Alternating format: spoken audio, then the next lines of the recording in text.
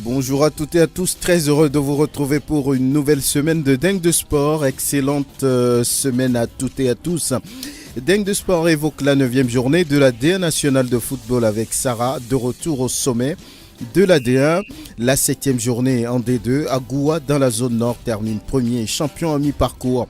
Dans la zone sud, Asfosa gagne pour la première fois cette saison. Les forestiers sont allés chercher 3 points à Badou sur les installations d'Okiti. Il faut dire pour l'instant sans égal. Djaraf et Koroki, premier tour préliminaire de la Champions League CAF demain à 17h au stade Léopold Sédar Senghor de Dakar. Gomido joue contre l'AS Coton N'Djamena mercredi en Coupe CAF. Dingue de Sport invite aujourd'hui Latif Yorouma, Angelo Folikoué, Grégoire Attignon, tous de la rédaction de Sport FM. Dingue de Sport, mise en onde au Théo à Javon et l'homme à Dovon pour la vidéo de cette émission. Je suis Franck Nounyama. Et merci de faire confiance à la référence sportive Sport FM. Angelo Folikoué, bonjour. Bonjour Franck Nounyama, bonjour aux fidèles branchés. Latif Yorouma, merci d'être là. Bonjour Franck, bonjour à tous les auditeurs. Grégoire Attignon, bonne arrivée. Merci et bonjour à tous les fidèles auditeurs. La coupe continentale, sinon les coupes africaines, le Togo a 2 représentants, vous les connaissez.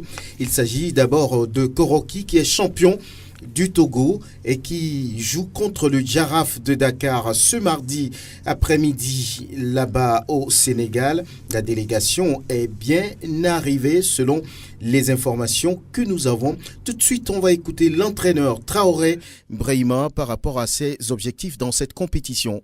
On part avec un bon état d'esprit du groupe. Les joueurs sont conscients et nous portons confiance aussi. J'espère qu'Inch'Allah on fera tout pour honorer le public sportif togolais, présenter valablement et dignement les drapeaux togolais. Est-ce que vous avez eu une séance de préparation optimale? Oui, tout s'est passé bien, alhamdoulilah. Depuis qu'on est arrivé ici à Lomé, tout se passe bien. Je pense qu'il n'y a pas de problème. Sur ce plan-là, on s'est bien entraîné. Et donc on a tout fait. Il nous reste les derniers réglages à Dakar. Vous avez tout le groupe avec vous? Malheureusement, il y a un de nos joueurs, un de nos éléments clés qui ne s'est pas qualifié, mais on est obligé de faire avec. Donc c'est ça seulement qui nous manque, sinon vraiment le groupe est complet. Il s'agit de qui? Il s'agit de Béranger Koko. C'est par rapport au problème massif.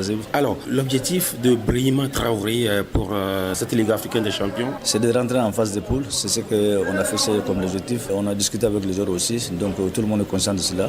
Donc ce qui est difficile maintenant, c'est de passer au premier tour, le tour de Djaraf, et puis on va chercher encore. Vous avez quand même des informations sur le Djaraf? Oui, on a quelques informations sur le Djaraf. C'est une équipe qui sont en difficulté en championnat actuellement, mais les championnats et la Coupe africaine, c'est pas la même chose, c'est des commissions différentes. Donc on va les prendre au sérieux et on va aller là-bas pour amener un bon résultat, Inch'Allah. Traoré, brillamment interrogé par Latif Yorouma, l'objectif, dit-il, c'est d'intégrer les phases de groupe. Angelo Folikoué, le champion du Togo contre le champion du Sénégal, Koroki, Djaraf. Qu'est-ce que ça donne déjà ce mardi?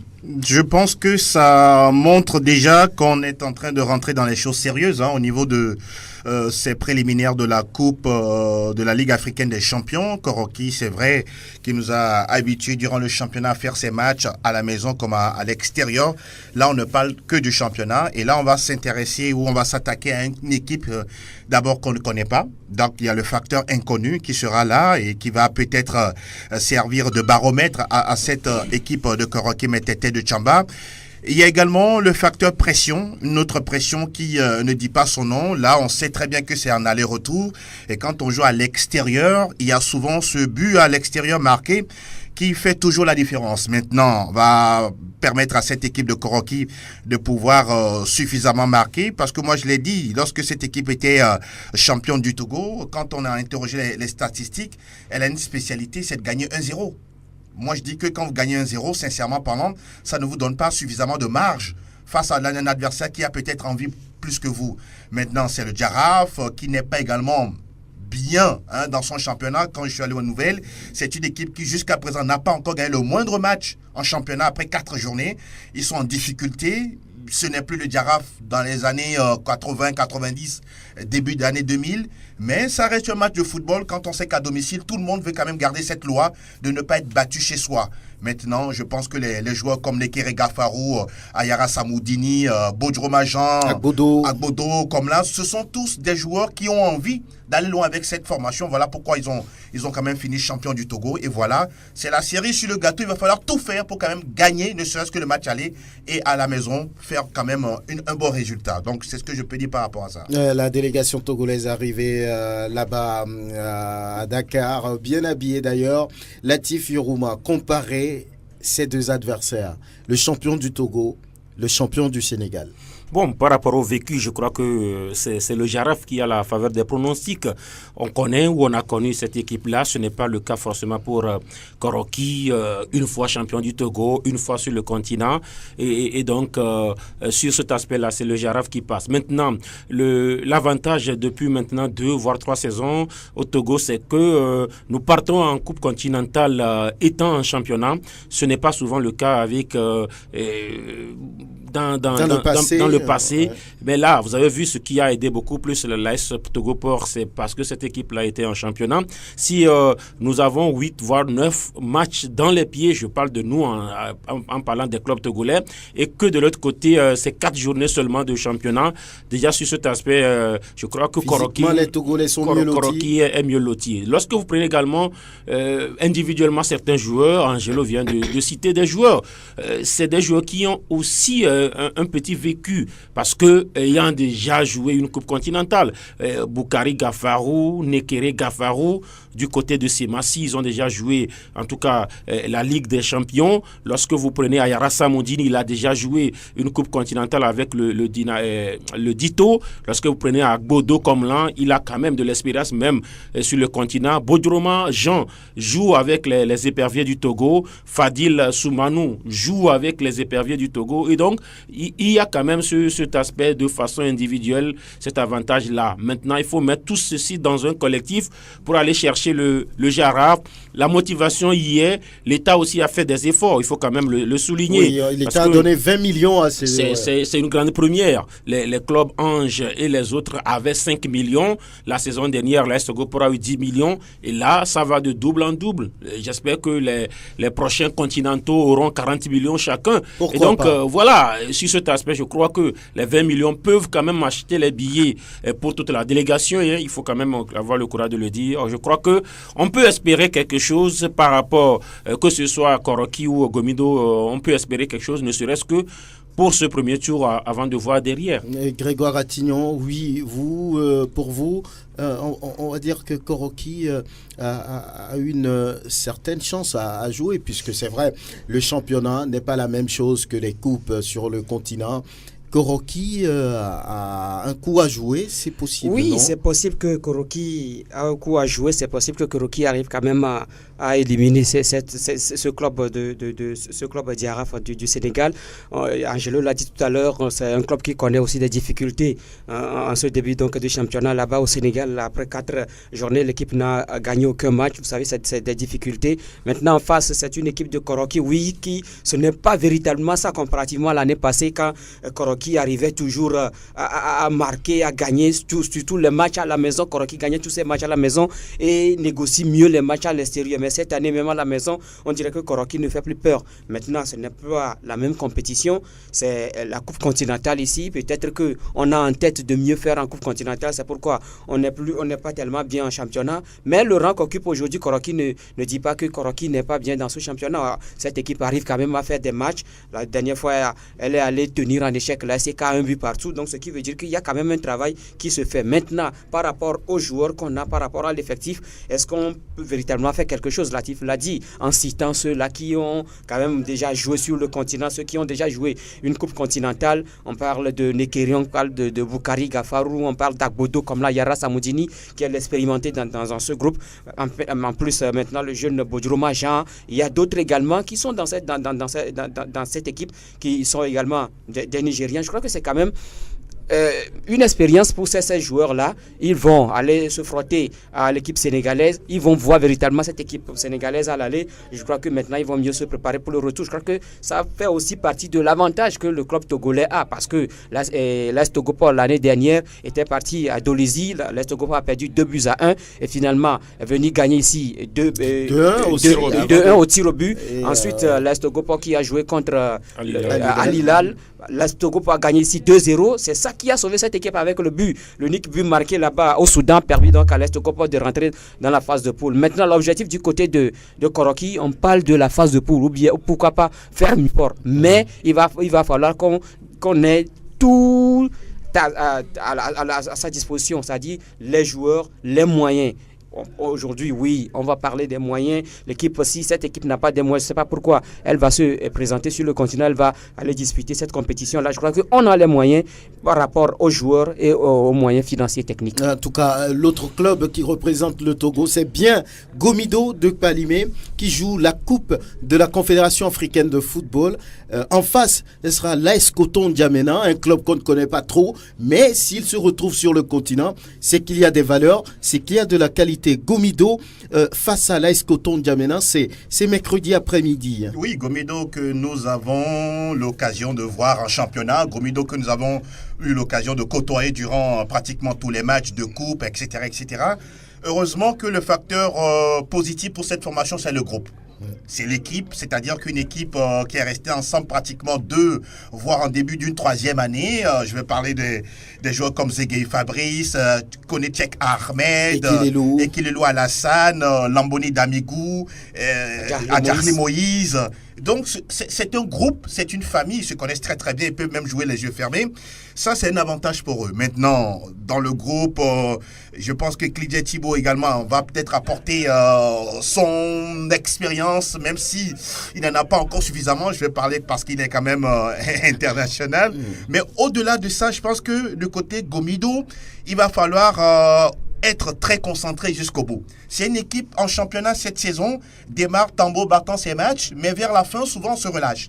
Et donc, quand on joue face à un adversaire qu'on ne connaît pas, je pense que le premier facteur, c'est la concentration de la première seconde jusqu'à la deuxième. Autre chose, Gomido a cette fâcheuse habitude de jouer un peu trop facile en vendangeant des occasions. Ça aussi, il faut que dès ce match-là, ils arrivent à sortir ça de la tête et quand même être, je dirais, sans pitié à l'adversaire. Troisième chose pour terminer, je pense que c'est une expérience pour Gomido parce que si Gomido est à cette étape de cette compétition, c'est parce qu'en amont, il y a eu un travail qui a été fait. Ils ont bien fait de finir vice-champion de la saison dernière. La conséquence immédiate, c'est de pouvoir quand même jouer la Coupe CAF. Donc, j'espère que ces joueurs et tout le staff vont saisir l'occasion de pouvoir faire un très bon résultat là-bas en N'Djamena, là où il fait très très chaud. Très chaud en tout cas, très chaud, ça il faut le dire. Alors, les Showboys sont en N'Djamena pour le show. Bon, pour le show, je ne saurais le dire parce que oui, c'est une famille, oui, c'est des joueurs qui jouent depuis plusieurs années ensemble, mais il y a un hic parce que là, ces joueurs-là, ils sont bons, d'accord, mais ils n'ont aucune expérience continentale. C'est ça le hic au niveau de Gomido parce que là, moi je ne vois que Degli qui a déjà joué une coupe continentale avec l'AS Douanes aujourd'hui à SOTR. Le reste, c'est des joueurs très bons, d'accord, mais qui n'ont pas cette chance-là parce que Gomido n'a jamais eu aussi cette chance-là de jouer une coupe continentale.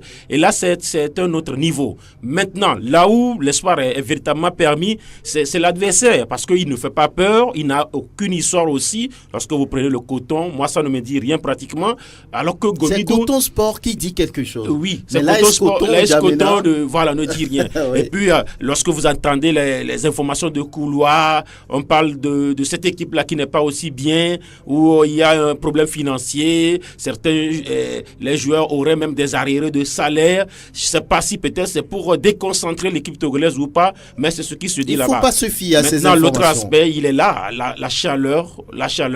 Je crois que le match à 14h30, ça risque d'être compliqué pour l'équipe togolaise. Il faut juste aller limiter les dégâts là-bas et puis venir. Ça devrait logiquement passer, même si il y a aussi quelques absences au niveau de cette équipe-là. Par exemple, les deux premiers goals, je crois, n'ont pas fait le déplacement au niveau de Gomido. Bedi Yovo qui... Ça va être embêtant. Voilà, Bedi Yovo qui devrait aussi apporter son expérience pour avoir été avec l'équipe nationale locale au niveau de l'UEMOA, n'a pas eu son document pour voyager. Et donc, le coach, le Cioto également, qui aujourd'hui est malade, n'a pas fait le déplacement. Et donc, c'est l'ancienne gloire Tomé Degbe qui est là. C'est ce qui sera un tout petit peu compliqué. Mais nous croisons les doigts. Nous croisons les doigts parce qu'il y a une promesse. Gomido doit nous décrocher un match contre le Zamalek. Parce que, en fait, moi, le Zamalek, c'est une curiosité. Je n'ai jamais vu le Zamalek à Lomé. Gomido doit nous faire quand même cette faveur-là. Il faut éliminer les Tchadiens pour nous offrir un match face aux Zamalek. Ah, pourquoi pas, c'est très attendu. Gomido, les Showboys, pour le show en terre tchadienne, à N'Djamena, la capitale tchadienne. Alors, c'est faisable, hein, à Escoton, N'Djamena. Oui, ce n'est pas un foutre de guerre. Oui, ça peut se faire si on se prend au sérieux. Angelo a dit quelque chose de très intéressant tout à l'heure. On dirait que les joueurs de Gomido commencent pas à jouer trop facile parce que oui, on dirait qu'on a pratiquement gagné beaucoup de choses la saison dernière et qu'on se croit au-dessus des autres.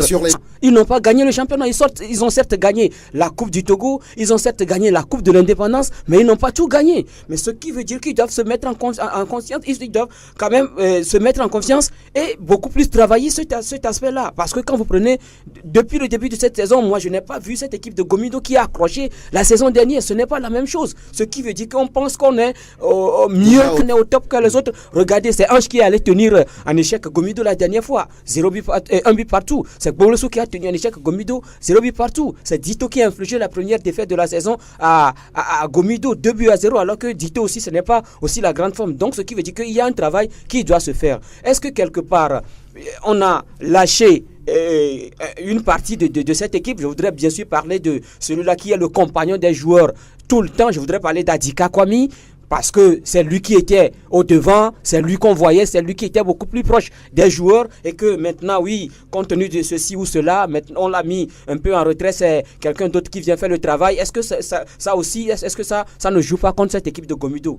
Maintenant, on va jouer contre une équipe qu'on ne connaît pas, une équipe qui ne connaît pas aussi Gomido. Donc c'est à Gomido de jouer véritablement à fond ce match-là. Oui, certes, il fait chaud en N'Djamena, mais même si on les amène dans le froid, ils vont jouer. Donc ce qui veut dire que Gomido doit jouer. Match retour maintenant à Lomé, on arrive à arracher cette qualification. Les Showboys seront au deuxième tour pour permettre à Latif Yorouma et à tout le public sportif de découvrir le Zamalek du Caire ici à Lomé, pourquoi pas. Et ces matchs-là, on vous les rappelle, Jaraf Koroki, c'est ce mardi au stade de Léopold Sédar Senghor de Dakar, match prévu à 17h.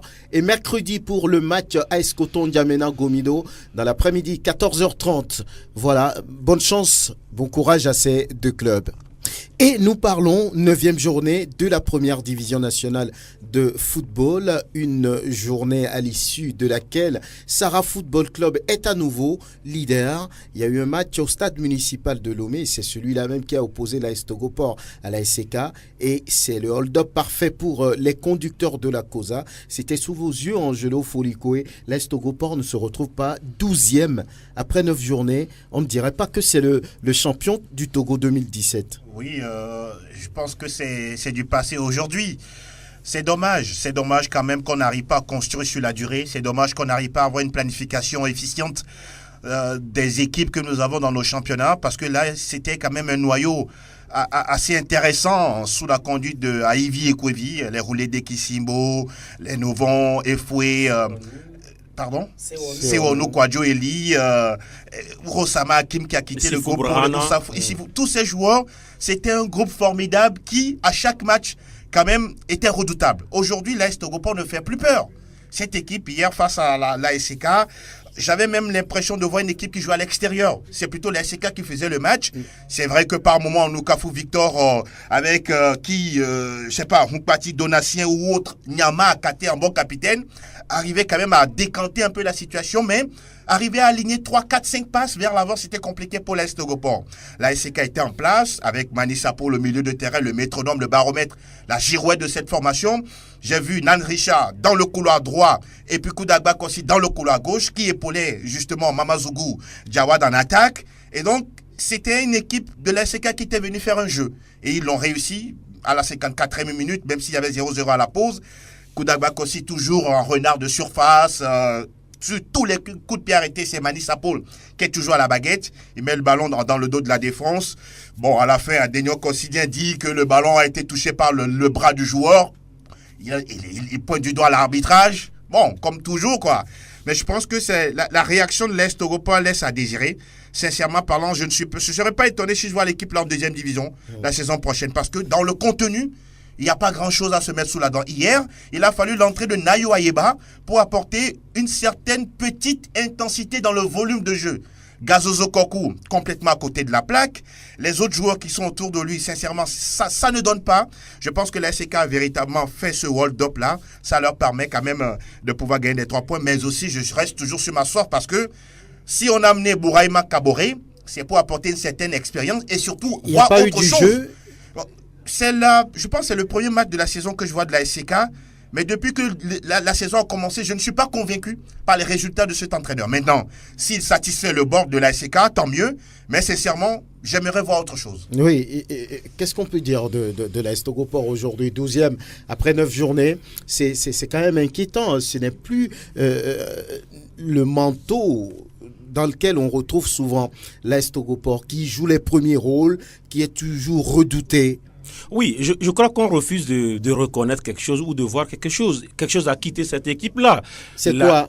D'abord, on vient de faire une liste de joueurs. Mais les joueurs sont partis. C'était les cadors, ils sont partis. Est-ce qu'on les a remplacés? C'est ça aussi le problème. Alors, la véritable âme aussi de l'équipe, la première star de l'équipe, c'est Ivy Ekwevi. La star aussi, elle est partie.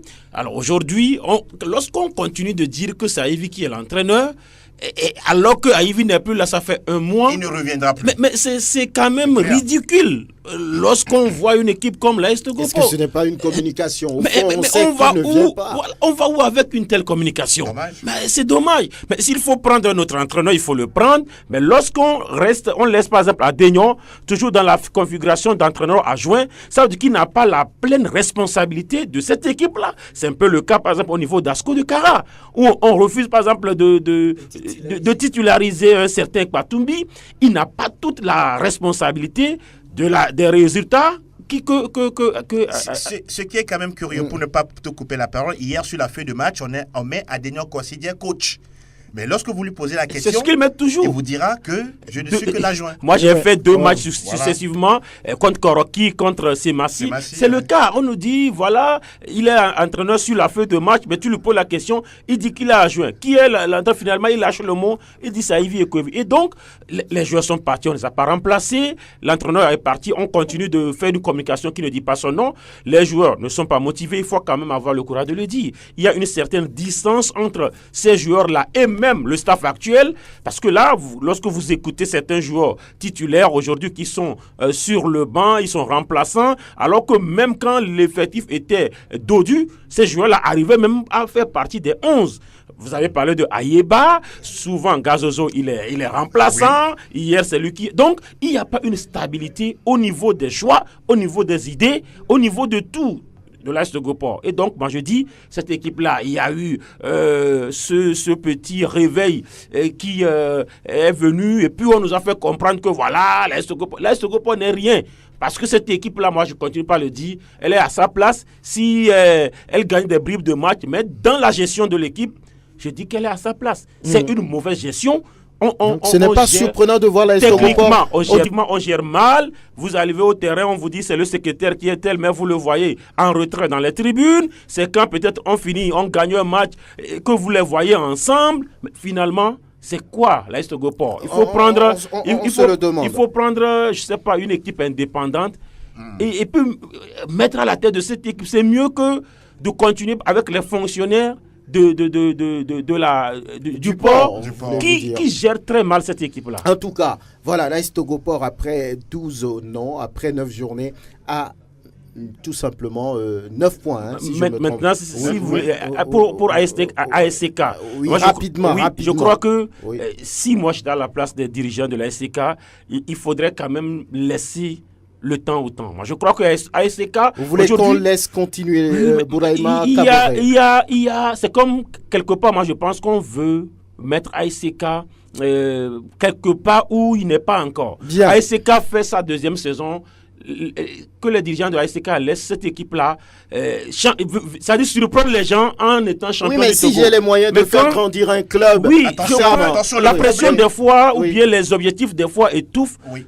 Les joueurs là ont besoin de surprendre les gens. C'est-à-dire qu'on n'a qu'à laisser ASK surprendre. Aujourd'hui, ils sont, je crois, 3e ou 4e. Ce n'est pas alarmant. Vous ne voulez pas qu'on force les choses? Pour pas forcer, ça va venir. Très bien. Ok, nous allons prendre un autre club, c'est Semassi, qui a fait 2 super matchs sur les 2 dernières journées. Mené, l'équipe a toujours réagi. Et la dernière fois, c'était à Fouadan. Mené 1-0. Les hommes de Fofana Aboubakar ont réagi pour finalement gagner, on va dire, le match sur le score de 3-1. Nous allons écouter Fofana Aboubakar Diouf. On a mal débuté avec un but encaissé dès les 15 premières minutes. Mais ensuite, pour nous, on réagit très vite. Et en l'espace de 5 minutes, on a marqué 2 buts. Mais à la mi-temps, je les ai dit de poser encore le ballon et de passer au contre-attaque. Et c'est ce qui est fait. Et vous avez vu, on a marqué sur un contre-attaque, un 3e but. Vous savez, je viens de prendre l'équipe de Semassi. Je suis en train de faire le mieux que je peux. Mais je pense qu'à l'avenir, on aura une équipe de Semassi plus soudée, plus forte que les années de Issa Sakibou ou Rabas. Pourquoi pas cette année avoir un titre de champion. Fofana Aboubakar Diouf qui va très vite, j'ai envie de dire, hein, une équipe plus soudée, plus solide que celle de Issa Sakibou et autres, il faut le faire. Grégoire Attignon, oui, il a gagné quand même 2 matchs dans des conditions qui ne lui étaient forcément pas favorables. Oui, le mercredi dernier, Semassi était mené 2-0. Après 29 minutes de jeu, on se disait que alors là, c'est fini pour les guerriers de Tchaoudjo, surtout que c'est quoi Tobil Yabé qui dirige cette équipe d'Asco de Karab. Mais il y a eu quand même une réaction. L'équipe a finalement remporté la partie 3-2. Hier à Dapaon, après quelques minutes, moi j'apprenais que Semassi a mené 1-0. J'ai dit encore Semassi. Et finalement, le score final, c'est 3-1 en faveur. Donc, ce qui veut dire qu'il y a quand même une sorte de réaction au sein de cette équipe. Même quand on est mené, on continue pas à jouer et on réagit. C'est ce qui est encore arrivé hier. C'est le discours, je crois que c'est le discours. C'est l'entraîneur qui parle à ses joueurs. Il sait comment les remobiliser, il sait comment les motiver pour qu'ils réagissent. Et je crois que la réaction est là. Et puis l'équipe s'est imposée 3-1. Je crois que c'est quand même bien. 2 victoires successives pour les guerriers de Tchaoudjo. Je crois que ça va quand même remonter un tout petit peu le moral à cette équipe ou à ces joueurs-là. Parce que vous savez que ce n'était pas ça véritablement en début de saison. On a connu des difficultés. On gagne ou on ne gagne pas. On gagne ou on ne gagne pas. Donc ça fait qu'il n'y avait plus de sérénité au sein de cette équipe des guerriers de Tchaoudjo. Maintenant, ces 2 victoires successives vont gonfler un tout petit peu à bloc cette équipe-là et les joueurs vont commencer maintenant par refaire ce qu'ils ont l'habitude de faire. On sait que c'est moi s'il reste cette grande équipe-là, quels que soient les joueurs qui sont là, même si c'est des petits joueurs. Mais quand on dit que c'est Semassi, ça reste une référence au Togo, ça reste une grande équipe. Donc je crois que cette équipe va continuer. Oui, qu'est-ce qui explique, on va dire, ce regain de confiance? Parce que mené 2-0 la dernière fois, ce club a trouvé les ressources nécessaires pour gagner finalement 3-2. Et puis hier, mené aussi, ils ont gagné sur le score de 3-1. Peut-être le retour de certains joueurs d'expérience comme Donouli Assidi, qui également, il faut le rappeler, a marqué 2 buts en 2 matchs. Oui, il y a également Urobadi Arissou qui a également marqué 2 buts en 2 matchs. En 2 matchs. Je crois que quelque part aussi, la patience est en train de donner raison, parce qu'à un moment donné, lorsque un nouvel entraîneur arrive, il ne faut pas tout de suite lui mettre la pression. Si tu ne gagnes pas, d'ailleurs, on dit, est-ce qu'il a la poigne? Est-ce que aujourd'hui tout le monde peut entraîner tout le monde, hein? Il faut quand même le dire.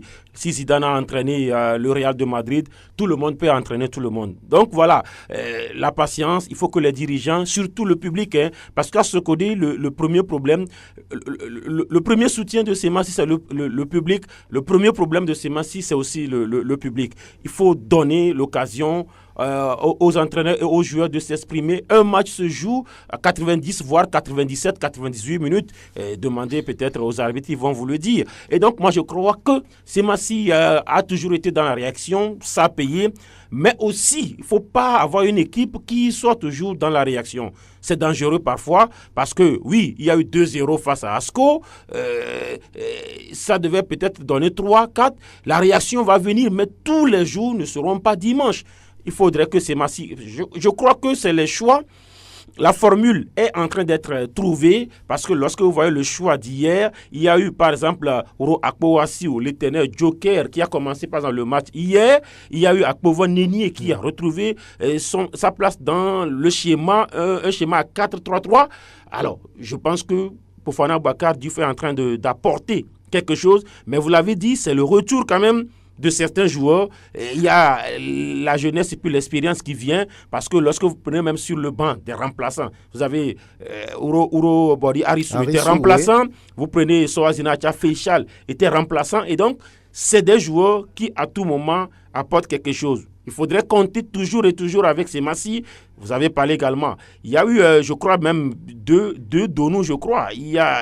On parle de junior et puis je ne sais pas trop, ou bien c'est moi qui n'ai pas véritablement. Donc, c'est Massi est en train de se chercher. La chance de cette équipe-là, même dans la difficulté, c'est Massi a réussi à gagner des matchs 1-0, 1-0, 1-0. Et puis depuis 2 journées, maintenant, c'est Massi va au-delà même de 2 buts. Il y a eu 3 buts contre Asco, 6 buts en 2 matchs. 6 buts en 2 matchs, oui. Alors que cette équipe-là ne marquait qu'un but. La moyenneuse est en train de prendre. Et comme on le dit, c'est Massi, automatiquement, l'objectif a été toujours le titre, même si à la fin, souvent, c'est 2e, c'est 3e. Mais on parle de ces Massi, quoi qu'on dise, même avec toutes les difficultés, il faudrait à la fin compter avec les guerriers de Tchaoudé. Fofana Boubacar Diouf a peut-être trouvé la potion magique qui sait. Bon courage à lui, parce que là, sur ces 2 matchs au moins, il a montré quelque chose. Et puis, Sarah Football Club qui revient encore au sommet de cette compétition après sa petite victoire sur Bikiti. 2 buts à 1, on dira, et l'entraîneur, le head coach de cette équipe, Abbas Kassimou. Dans la première tour, ils ont gagné. À la reprise, ils ont pu égaliser et graver les scores.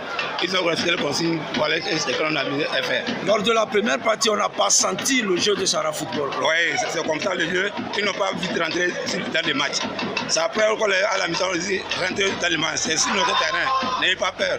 Et ils ont pris confiance et vous avez vu les résultats. Abbas Kassimou, le head coach de Sarah Football Club Sarah, qui retrouve le fauteuil de leader. Sarah a été déjà en tête de cette compétition. Voilà, Sarah surtout qui profite des matchs, on va dire Maranatha Gomido, qui n'a pas été joué. Et puis voilà, et est de retour au sommet de la compétition. Et l'équipe qui ne convainc pas toujours, c'est Dito qui n'est réussi toujours pas fort et qui fait encore un match nul contre Asco de Kara.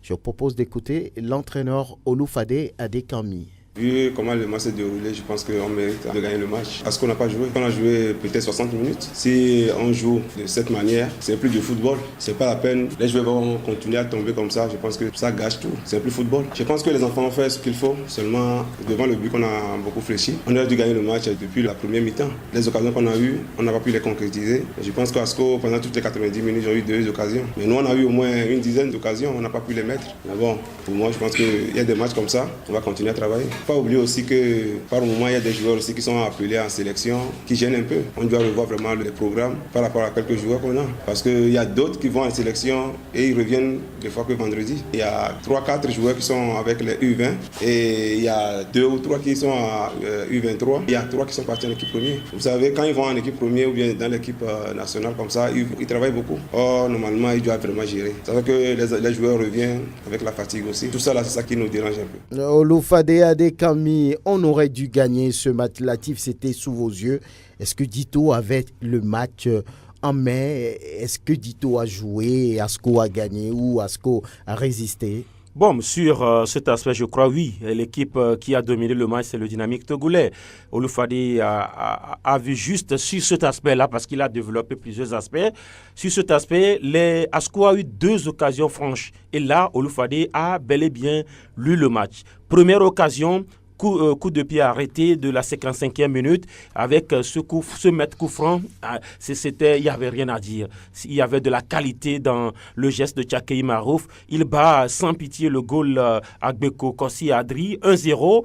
Et puis Asco est revenu à la 86e minute sur un centre bien lifté. Il y avait le capitaine Tchabana Sabirou qui a placé une tête magistrale. Mais là, Baraka n'a pas suivi. Le ballon est allé au-dessus. C'était quand même un ballon pour le deuxième but. C'était c'était les deux véritables occasions, comme il a dit pour Asco. Alors, les autres occasions ont été pour le Dynamique togolais. Mais lorsque, à un moment donné, vous ne faites que balancer, il y avait quand même deux défenseurs. Il faut quand même le dire. Il y avait Nassam Sadat, le jeune frère, ou bien c'est le grand frère de Alassane Sadat, et puis un autre joueur qui a la corpulence de Urosama Hakim, et bizarrement, qui ont pratiquement les mêmes noms. Lui s'appelle Sama Hakim, c'est-à-dire défenseur de Asco de Kara, un jeune prometteur. Donc ces deux défenseurs-là gênaient Dito quand Dito balançait ses ballons. Parce qu'en deuxième partie, puisque Dito était mené, on balançait.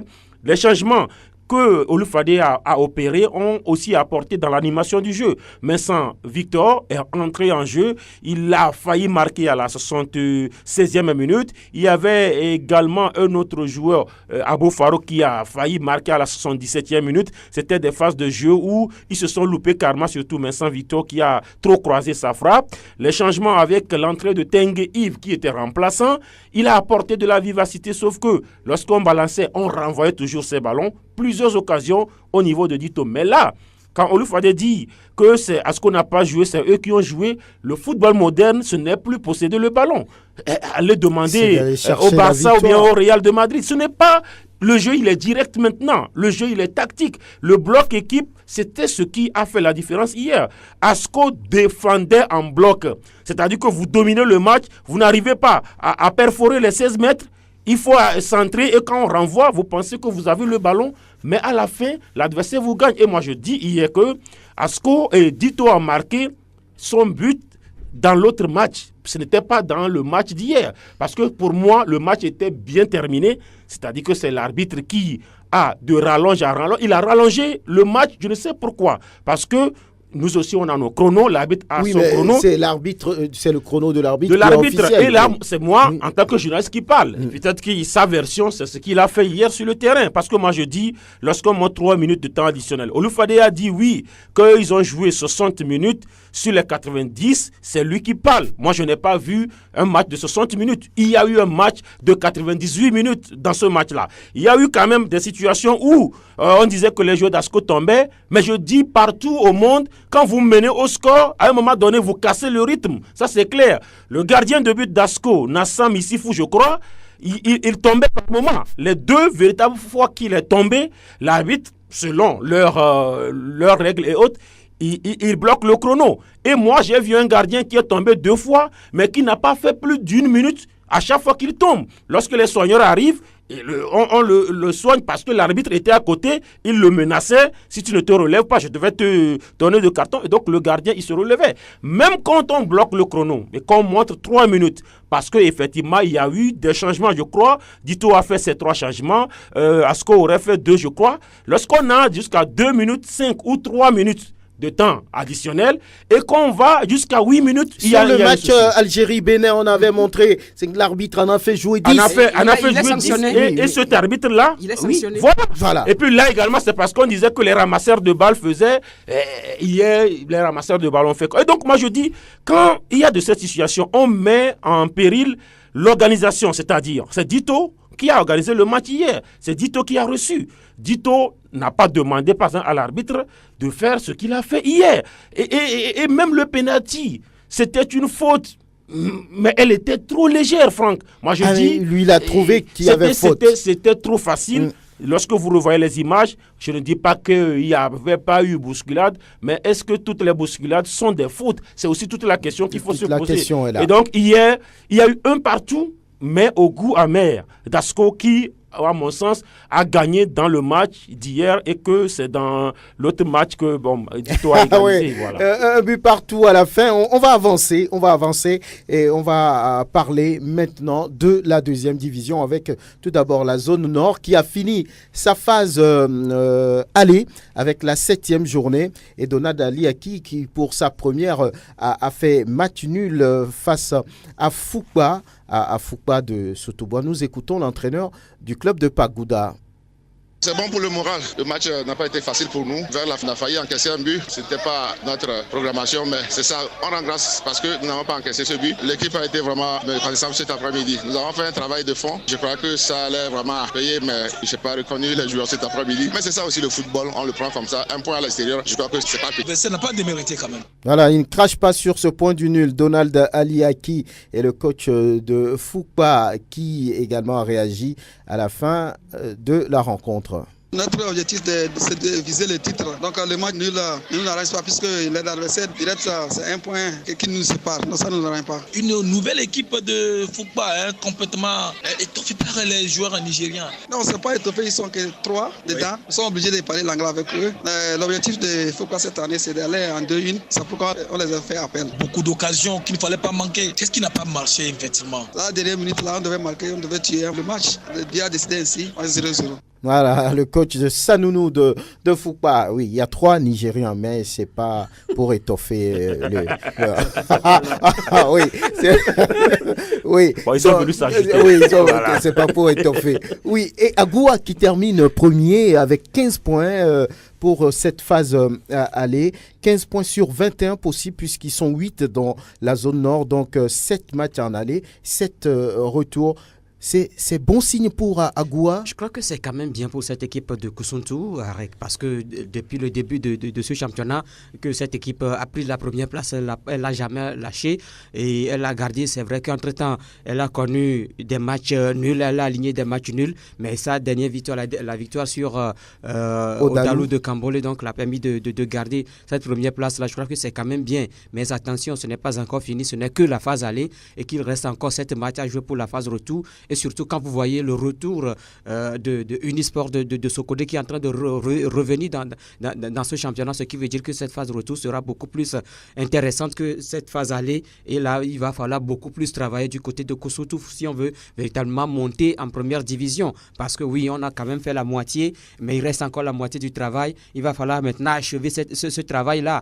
On a réussi à ne perdre aucun match durant la phase aller en gagnant des matchs et puis en faisant des matchs nuls, mais il va falloir maintenant maintenir ce cap-là, gagner beaucoup plus de matchs pour quand même arriver à se qualifier, parce que je dis qu'il faut faire extrêmement attention à Unisport qui est en train de revenir. Vous voyez que Unisport prend aujourd'hui la 2e place donc dans cette poule à détrôner donc Fukpa Club de Sotobois, ce qui veut dire que la phase retour, il y a cette équipe d'Unisport qui a quand même cette petite expérience de première division. Sans doute que l'équipe de Kouloudé va mettre cette expérience en jeu et pourquoi pas chercher à prendre la place d'Agoua de Kusuntu. En tout cas, la phase retour sera très disputée avec Akadel qui donne une impression de retour en force aussi. On va suivre ces clubs-là tout au long de la phase retour. Et quand nous parlons maintenant de la zone sud, c'est Asfouza qui gagne pour la première fois, qui plus est une victoire à l'extérieur sur les installations de l'Ours de Badou. Oui, rien ne va pour notre ami Parito, nous soutient Kossi à Djeoda, parce que là, lorsqu'à domicile, vous ratez un penalty et que derrière, vous prenez un but, alors que connaissant le public du Wawa, je suis passé par là une fois, quand Gaza est allé gagner là-bas, je vous dis que c'est dans le véhicule, je crois bien des soldats, que le chef canton est reparti, alors qu'il était arrivé au terrain avec son propre véhicule. Vous voyez un peu? Et donc, c'est souvent compliqué. Et l'entraîneur, il a dit, ici, c'est compliqué, les supporters ne comprennent rien. Alors, le supporter, il reste supporter, hein, et effectivement, il ne comprend rien. Même si des fois, aussi, c'est à raison, mais souvent, c'est à tort. Les supporters ne comprennent rien. Et donc, rien ne va pour Okiti. Est-ce que c'est un réveil pour l'Asfosa? Ce n'est pas perdu, hein, ce n'est pas totalement perdu. Mais lorsqu'une équipe va gagner à l'extérieur, ça donne plus d'envie. J'ai vu Asfosa jouer contre Ifodien, un but partout. J'avoue que cette équipe-là, je ne sais pas pourquoi, elle va de mauvais résultats en mauvais résultats. Parce qu'il y a de la qualité individuelle au niveau de certains joueurs. Mais je dis, ce championnat, il n'est pas fini. Il se joue dans le haut et dans le bas du classement.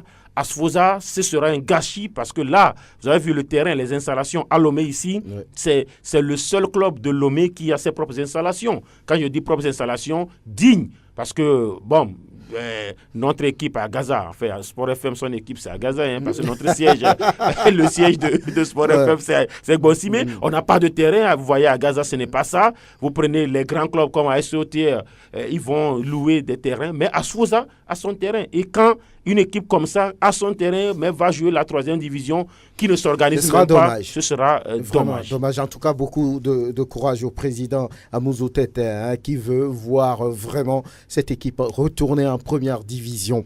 Et là, il y a eu un match à Tabligbo, un match très, très intéressant entre Arabia de la localité Ifodje d'Atakpame et le leader qui reste toujours solide. Et au sortir de cette rencontre, il y a eu des réactions. Comme toujours, nous allons écouter le coach adjoint Akou Apelete. Notre objectif, c'est de venir gagner. Parce qu'avec le système que nous avons en place, on sait que quel que soit Alpha, on aura marqué un but.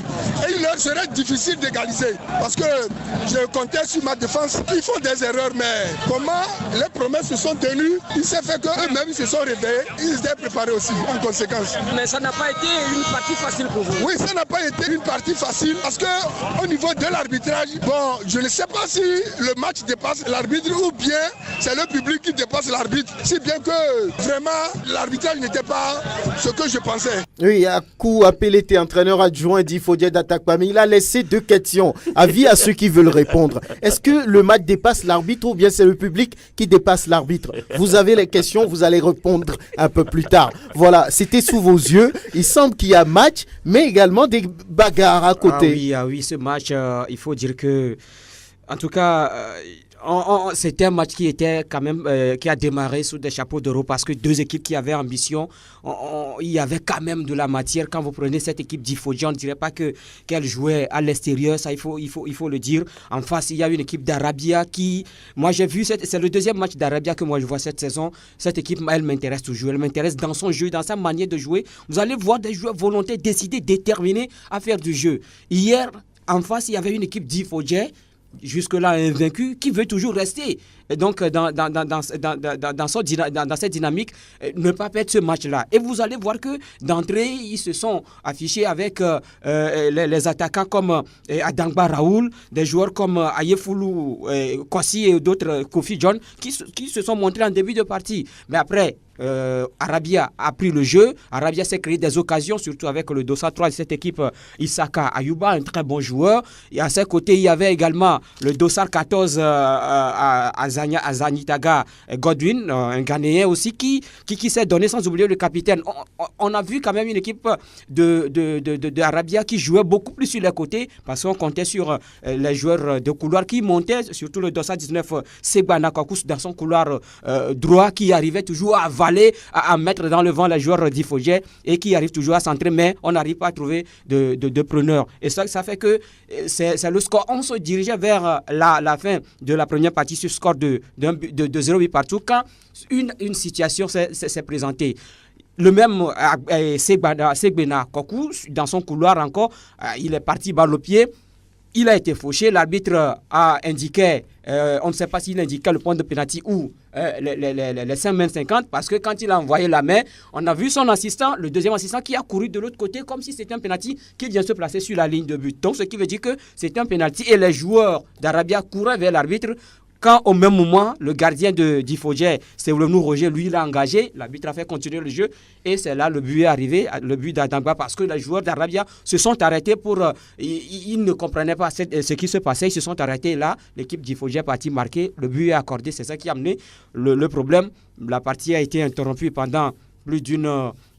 quinzaine de minutes où parce que le terrain était envahi, donc il va falloir chasser ceux qui étaient sur le terrain, c'est-à-dire les supporters qui n'avaient pas le place sur le terrain puisque le place est dans les tribunes, dans les gradins. Donc les forces de l'ordre ont quand même réussi à repousser donc ces gens-là qui ont quitté finalement le terrain. Le jeu a continué, mais la deuxième partie, ce n'était pas véritablement ça, parce que finalement l'arbitre il s'embrouillait, ça il faut avoir le courage de le dire, il s'embrouillait totalement, il a accordé un penalty. Bon, Qui n'en était pas un. Même les joueurs d'Arabia disaient que ce n'était pas véritablement un penalty, mais un penalty finalement qui a été raté. D'ailleurs, puisque c'est le Roger qui a repoussé le tir donc, de Azanitaga. Donc il faut dire que oui, il y avait quand même deux équipes qui étaient décidées à quand même faire le jeu, qui jouaient, mais il y a eu quand même ces incidents.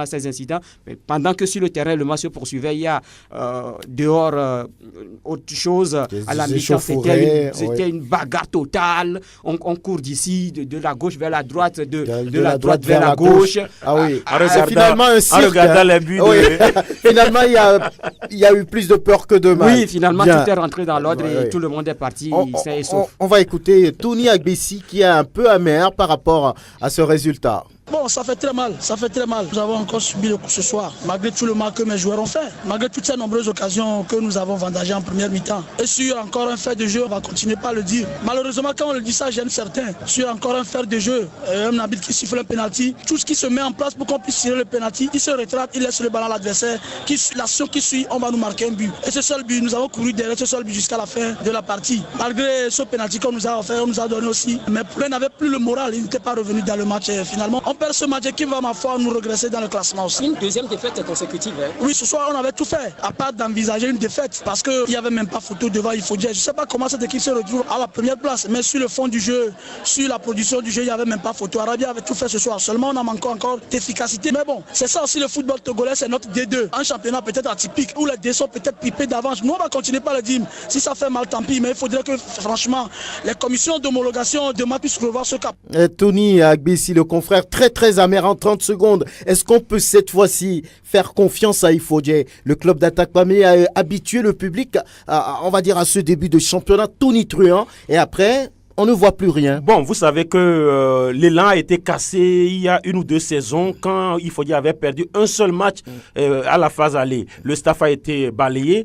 Pour l'instant, ils n'ont pas encore perdu un match. J'espère que la première défaite ne va pas faire changer d'avis au président et pour encore casser l'élan.